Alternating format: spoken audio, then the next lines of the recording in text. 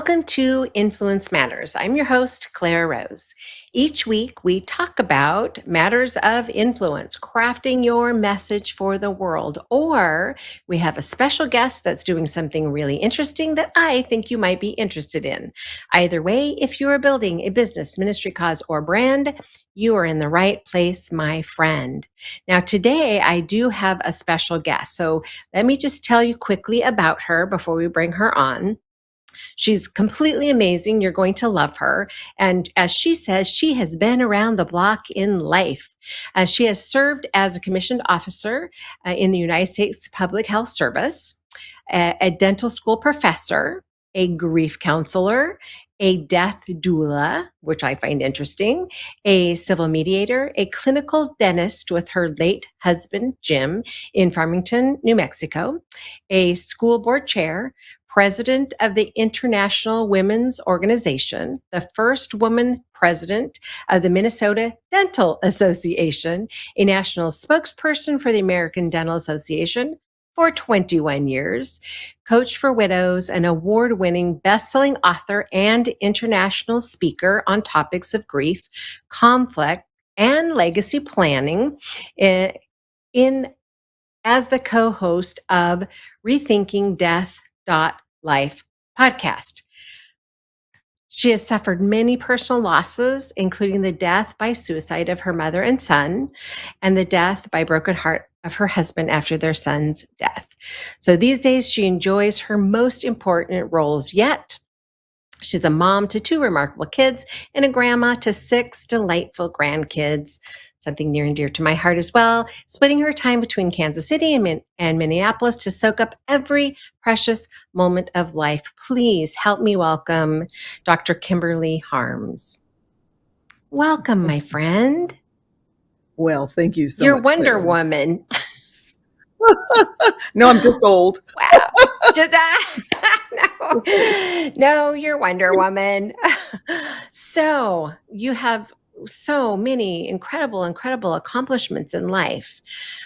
I'm just amazed at all that you've accomplished. But I think what people probably want to most hear about is what you're doing now. What is it that you do right now? Past all the dental stuff and all that stuff. What is it that you're doing now? Well, after I could no longer practice dentistry because I lost the feeling in my fingers, and my husband passed away, and I found myself without a career and living alone after 44 years in this kind of no woman zone between menopause and death. I had to figure out, what do I do now? What do I do now, right? Because I'm alone now. What's my goal? What's my identity? And I realized that I had lived a life with a lot of loss, and unless we go out and help other people get through their loss by teaching them what we learned, none of that the loss just didn't have any useful purpose. So I now I've written a number of books. My most recent one now is "You're Not Dead Yet: How to Live Well, Laugh Often, and Graduate Life with Honors." And I help people just kind of navigate through this fourth quarter of their lives, especially widows who find themselves alone. We're still here. We still have a purpose. God still, has a reason for us to be here. I just help them navigate that road. I totally get not the widow part, but the, somewhere between menopause and death thing. You're like, this is like a whole new world that nobody prepared us for, right? No one talks about this phase of life and all the fun changes that are happening and all the, just all the stuff that comes with it. And then add on top of that, becoming a widow. I don't want to know that. I pray that isn't ever me. But what a difficult transitional time in life for sure. Right. Exactly. Wow. And 75% of us become widows. And 75% of women become widows. Only 20% of men die alone. 80% of women die alone. And we are never really trained on what do we do in this phase of life when we are alone. And we need to understand that we're good enough alone. It's a hard transition. Oh, I love that. I love the way that just reaffirms that, okay, yeah, you're still a human, you're still a person, right? You still have something to offer, you still have value, right? So much of our identity, I think, when we're married is Mhm. intertwined with our spouses, right? And especially like you and your husband worked together in a dental practice, right? So in the Yeah. same way my husband and I work together, we have multiple businesses, but we work together in, so we're not just living together, so it's not just home life and children and grandchildren, but it's all the other stuff as well. So when that's gone, all of a sudden I could see how there'd be a hole, an emptiness. You're like, oh, okay, now what do I do? So having walked this yourself, I have no doubt that you have just lots of wisdom to help, and it sounds like a passion to help those women in that new phase.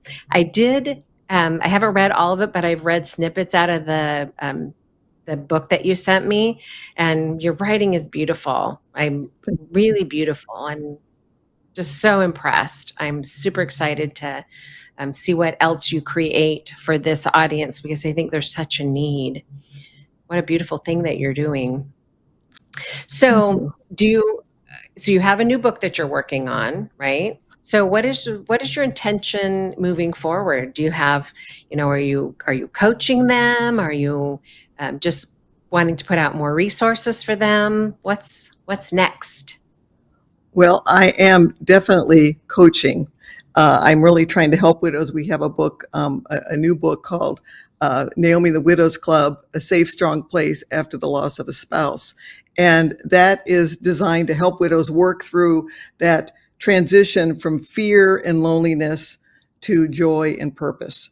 And I'm coaching them one on one. That's my greatest joy, other than hanging out with my grandchildren, is coaching widows, because I feel that I've learned a lot and I have a lot that can be passed on, and therefore I have a sense of purpose. It gives me a sense of purpose that I can pass that on to other widows. So I think that again, trying to help people find a purpose in this time of life is so critical, and I'm able to do that, which has been giving me a great joy. I live in joy now, despite the suicide losses, despite all the things that we do. I've been at the bottom of that pit. I've been at the bottom of that grief pit, sucking up the mud, trying to figure out, what do I do now, right? As many of us have, but I've been able to work through that over many years. My son died 15 years ago, and find joy in my life again. I can live in the moment. I can be present for my grandchildren. I can be present for the people around me. And that's probably, of any accomplishment in my life, it's my greatest. Absolutely. And actually, the Bible does talk to us about taking care of the widows and the orphans, right? So you have really stepped into a like a something that we're called to do, right? But you have just been, this is a beautiful example of God using the pain in our lives and making something beautiful, right? So you've actually stepped into a really amazing space of caring for those that he tells us to care for, right? Those widows. And it's not talked about in the church, right? Exactly, exactly. And I, in my life, I got married at 19, and so I've never Mhm. been alone. I went from college to getting married and was with my husband for 44 years, and we don't prepare for that. And what I had to come to terms Mhm. with is that my husband had run his race. My son had run his race, and their race was over, but mine wasn't. For whatever reason, Mhm. I'm still here. Right. And if I'm still here, God still has a purpose for me. And I Mhm. think part of the joy that I've experienced is I think I'm working. I have the feeling, he doesn't give us a list. I really wish he would just give us a list Right. we can check off. But I'm feeling that I'm working within his purpose. And this is not anything that I planned. And I had to realize that we can't plan Right. anything. We just have to trust God that He knows what He's doing. We can't plan anything. My retirement is completely different. I was going to retire in a little, a cabin on a lake in Minnesota with my husband, and then he died. And Mhm. then, like, who's going to get there by yourself? So everything about my Right. life now is different. My plan had been, and so I think that part of that learning to find joy is to accept the Lord's plan for your life and to trust in Him and to realize that, eventually we all end up in the same place, which is in heaven with Him. And that's what we're working for. We're working for that high five, to get the high five when we get Right. up there. Right. Okay, good job, Right. Kim, you Well did it. done. Yes. Right. Yeah. So Oh, so true. that's all of our purpose. We all have that purpose. Hmm. But while we're still here, he has us something for us to do, right? We're not just wasting time here. He's got a calling and a mission for us. And, it's interesting. You said, this isn't what my retirement was supposed to look like, right? This isn't what I had in mind. But isn't that the way it is in every phase of life, right? Jesus said, in this world, you will have trouble, right? There's no question. You will have trouble, and things happen, pivots happen, we shift, we change. It never looks like what we thought it was going to look like, right? At least in my life, that's been true. I never thought half these things would be true. I couldn't have even guessed the life that I live now. So that shouldn't be a surprise, but we do plan, right? We're like, okay, Lord, this is what we're going to do. Right? Don't you love my plan, Lord? Right? And then, things change. They do. They do. I think it's no, please. Oh no, I was just going to say, when you talk about the plans, my best grief counselors were the ones I met in Rwanda. We have libraries in Rwanda in honor of my son, and I was trying to talk to them about building a legacy. One time, I was working with widows in Rwanda. All of them had lost their spouses in the genocide. So these were poor widows who had lost their spouses, and I was trying to talk about building a legacy to leave behind. And we had a language issue. Most people in Rwanda know English, but these were older people, and they were speaking in Kinyarwanda with the translator. And I could tell that I wasn't getting to them. They just were not getting anything I was saying. And finally, they just said, well, we're poor. We have no money. We cannot leave a legacy. And then I was able to ask, well, do you have a faith? And they said, yes, we're Christians. And I said, aha, how much money did Jesus leave?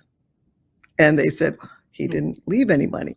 What did he leave? He left his love and his teachings to us.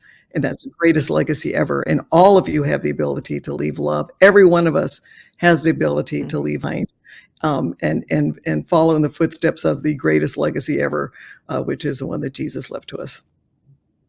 Wow, that's like profound, right? That's profound. So that must have been a huge shift for them, right? To be able to go, oh, you're right? It isn't leaving a legacy isn't about wealth. I mean, we all want to leave wealth for our children if we can, right? We're all trying to build that kind of a legacy, but true legacy, real legacy is what you leave behind for others. That's not earthly, that's heavenly, right? A greater purpose. So I love that. Tell us more about the orphan or the widows in Rwanda. What are you doing in Rwanda? Well, when my son died, God, that was was a suicide, it just destroyed. We were completely destroyed. My husband and I just couldn't even eat or drink, or my life was just exploded. And but God, even through that, showed me a path. And he started introducing me to these widows. I was at a prayer breakfast, and I sat next to a woman from Rwanda who had joy in her heart. Now, remember, when you suffer a catastrophic loss and you're in the bottom of that grief pit, you feel like you're never going to have joy in your life again. And that was the state I was in. And here this woman was smiling and had this joy of the Lord spouting out of her. And she had lost her 2 daughters and her husband in the genocide in Rwanda. It was my first introduction. And I thought, how can you be joyful? And then she started talking about her new family, who she had put together in the ruins of Rwanda. Her husband, who had been was a widower, and 2 children who had been orphaned, and they put together a family. And she's talked about the new family and the joy she had in that. And it made me realize that there is a lot of loss around the world. There's suffering around the world. We can't even fathom some of those things. But God is in control, and we have to keep our eyes focused on Him. And then I was got more and more introduction to Rwanda. It just kept hitting me. And when the genocide happened, I was a young mother with children, and I wasn't really focused. And the last thing that happened was my dear friend Pam Pappas was on the board of Books for Africa, and she said, let's send a memorial library to Rwanda. And I thought, oh my gosh, that would be wonderful, because my son was he loved education, he loved books, he would rescue books from the library. He was a brilliant student at Columbia University and just was formed the Engineers for Latin Club. I mean, he just was this kid that loved education. And I thought, what a wonderful tribute to him. So we started thinking it would just be a couple of libraries. And, I guess 13, 14 years later, we have 65 libraries, over 350,000 books and computers. And I don't know how it happened. God just allowed it to happen. And I've been visiting there. And I think for me, as you heard from the wisdom of these widows, they served as my grief counselors. They served to help me understand that you can forgive yourself, you can forgive the unforgivable, you can find joy in your life again, even after an incomprehensible loss. And they were able to do that through focusing and trusting in the Lord. And it was, if you ever have a chance to go to Rwanda, it's one of the safest countries in Africa now. It's a fabulous place to be. I would really recommend it. Wow, what a beautiful tribute to your son. I mean, that's plus you're not just a tribute to your son, but you're making a difference in the lives of countless, right? Yeah. So many people, because having access to books, I know that we're kind of in a digital world, but not everyone's in the digital world, right? Having access to books like that, I mean, you're changing generations. You're truly leaving a legacy. That I love that. I love that. Let's circle back and talk about the coaching that you're doing with widows, because I know there's a need. I've never seen in a church, and I've been in church my whole life, been in ministry even. I have never seen anything geared for the widow, right? There's classes for if you're single again, and because of something else or whatever, but I've never seen something structured that said, hey, if you are in this phase of life, this has happened to you, we have support for you, we have help for you. So talk to me about your coaching program. How do people get involved? Just give us all the goods on that. Sure. I do personal coaching, and you could just go to my website, drkimberlyharms.com, for that. But what happened to me was 2 days, 2 days after I lost my husband, I got a call from this amazing woman of mine, a mentor, a coach. She was a speaking coach for me. And she called and said, one of the worst things I can imagine happening is losing my husband. She hadn't lost her husband, and she still has her husband. But all my friends seem to be losing their husband, and they're widows, and they're going through such horrible times. And I feel called to start a widows coaching program for all my friends. And so we had a group. She called. So 2 days after my husband died, I got the call. And a week later, a week after my husband died, I was meeting with 8 other widows. And we have been meeting every week. It'll be 5 years in August. Every week for 5 years, she has provided a devotion for us, all focused on finding her way, finding her purpose, finding her strength, trusting in the Lord.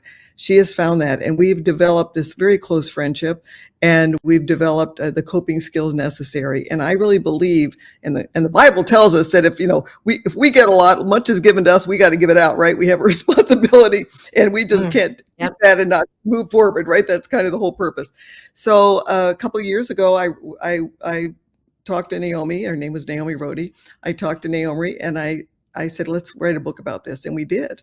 And we included 1 year for devotions in the book. We talk about the 8 widows, all of our stories, and they're different. Some of us lost our husbands with a long-term illness. Some of us lost our husbands quickly. Some were older, some were younger, some were recent, some were 17 years ago. And we all tell our stories. And then we have a year's worth of devotion. So any widow or widow's group can go through that book for a year with devotions. But then, just to make it a little more palatable for churches, we then wrote last year an 8-session Naomi and the Widows Club workbook. And again, we start out each session by introducing the widows or any what's happened this week. Let's talk about it. And sometimes, somebody's got a real issue, and we might just cry for 15 minutes on the call together, Mhm. and then we laugh for 10 minutes. You laugh, you cry. It's a safe place. It's a safe, strong place, which is God. God is there.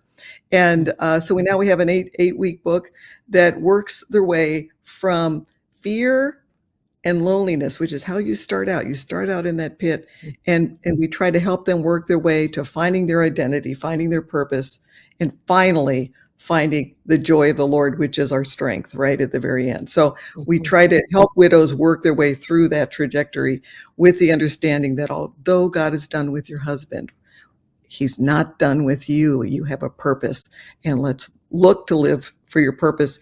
And there is so much joy available when you try to find your purpose, God's purpose for you in your life. That's beautiful. So there's something that churches can take into their own church, and someone can facilitate from within their church, right? Yes, it's Is all that written out. information they can get on your website as well? Yes, and Is that far out? you can go to Amazon.com to get the name of the Widows Club book, Oh, or Leadership Publishing okay. is the little workbook. And you can get that on my website as Okay. well. But we do my church, Okay. I have a new church in Kansas City, and we have been through the program. And it's such an easy program to work through, and nobody has to prepare it. It's Oh, right there in the that's book. nice. You just show up, Mm. and there it is. I love that, right? Show up and just do the work, just be Just do together. it. And that just creating that safe space in the church for those people who are in that place. And if you've not been there, you can't understand it, right? You can't Right. know what people are going through. I had a similar, it wasn't a widows group, but I went through a divorce. It's been a lot of years now, but I was in a single again class, which was a super vulnerable place to be, right? When you are in the church, and we were in ministry. So that made it even, it was embarrassing and, hard and all of those things. But to have a safe place that, every week that you went, that everyone else was single again too, right?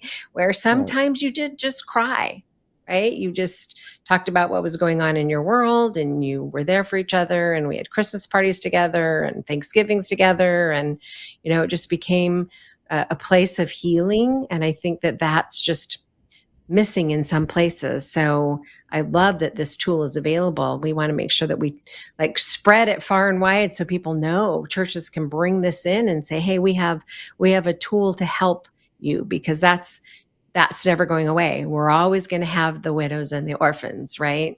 So I love that you created that. Now, so that's for groups, but you don't do groups, you just do one-on-one, I do right? one-on-one because I just feel that is, that's my one of my happy spots, because I really feel I can help Okay. in one-on-one. And I'm a grief counselor, a conflict manager, a death doula, life coach. I got all those certifications as a baby Mhm. boomer. We don't just show up and do this stuff. We really try to Right. make sure Yeah. we're trained for it. Yes, that's So right. with all You're that, educated.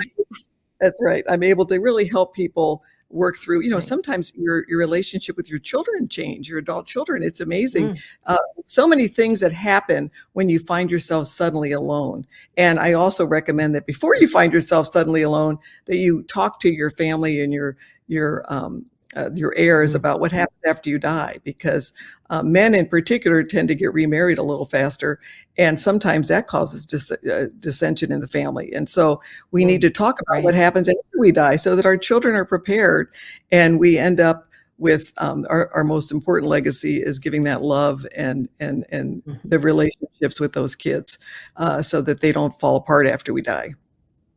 Right. Right.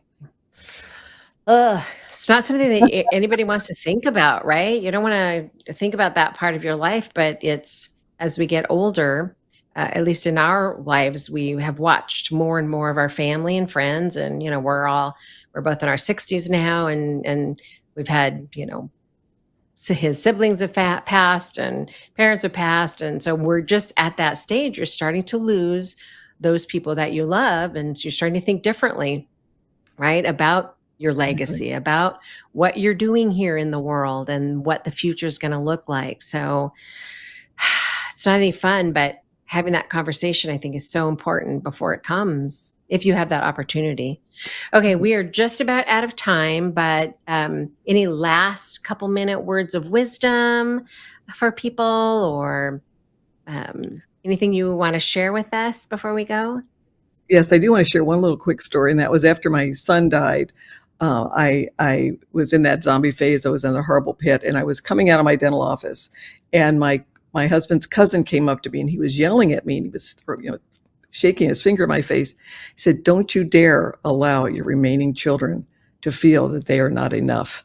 And it shook me to the core because he had lost his brother at the same time, and it was estranged from his parents because he felt that they were so focused on their grieving they couldn't take care of their children. So that caused me to fight my way out of that pit, to fight my way out of the grief. And I would like to tell all of you, remember, 75% of women become widows. So there's, we're gonna face tough times. And when you find yourself in that pit, I just recommend to all of you to fight with everything you have and realize that God is up there at the top and he's helping you out, and keep working and fighting, and you're going to fall back in again sometimes, but just keep up the fight, and it's work and it's hard work and it's a focus on God, but do it, because living in joy is so much better than living in fear. Mm. And it's for you and for Oh your my gosh. family. So good. So good. So, so good. Still so much of life left to live, especially when you have Yes. other children and grandbabies. Like, one of the Yes. greatest joys of my life is the 10 grandbabies that came along after I raised kids and didn't kill my teenagers, right? It's right? So, what a wonderful thing you're doing. I'm so glad that you appreciate that you took the time out of your life to come and share with my audience what you do. I know that there's some of my listeners who need your help. So thank you for your time, for sure. And let's connect about that next project you're working on soon. Yes. Thank you. And there you have it. What an amazing guest. I love bringing people in who are doing something really unique in the world, or really amazing in the world, and sharing it with you guys. And she truly is doing something unique and something amazing in the world. So, thank you once again for showing up to see what I have to say, to meeting my guests. If you are in a position where you need somebody who can help you in the grief department, or you have a loved one who is going through this time of their life, a woman specifically, I think she just works with women, who needs that support, please reach out to Dr. Kim. I know she'll take good care of that person for you. Okay, if you haven't done so yet, jump on over to Facebook and join the Savvy Author community, where all of the things happening in there are all about helping you get your book, craft your message for the world, get it out to the world. So connect with me on Facebook or drop over to Instagram and say hello. All right, guys, same time, same bat channel. See you guys next week. Take care.